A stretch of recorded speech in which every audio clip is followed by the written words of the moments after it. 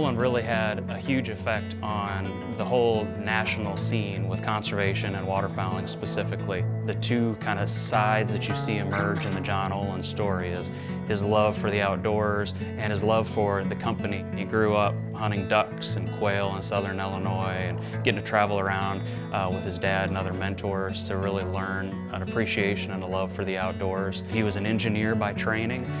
In his role as a vice president for Winchester and Western, he constantly was seeking innovative ways to improve products and introduce new things to the market. Progressive burning powder, he was the first to apply that in a shot shell, allowing a lot higher velocities in waterfowling loads. And he also was one of the first people to use plastic hulls with shotgun shells, allowing people to take them into their blind, and if they got a little damp, it didn't ruin the shot shells.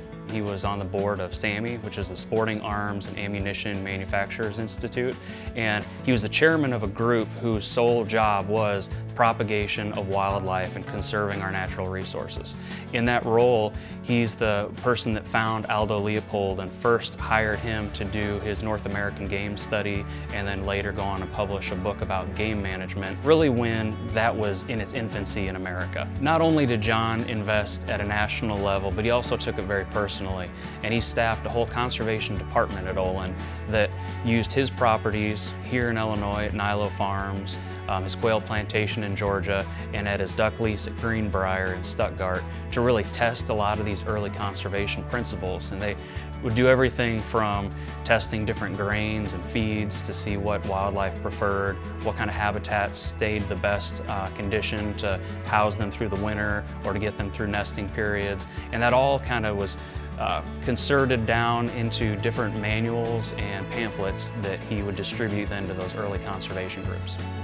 The Stuttgart area is someplace that really held a special place in John Olin's heart, and you can tell that from the stories of him going with Edward Queeny to Wingmead and hunting there, and it was so special to him that he wanted his own place. In 1945, he arranged a lease with Roger Crowe and then began a really extensive renovation to make it a waterfowler's paradise. That's someplace that he enjoyed going personally, but he also took a lot of friends, including celebrities from Hollywood and politicians, and then also customers and people that he worked with. You can't really talk about John Olin without also mentioning King Buck.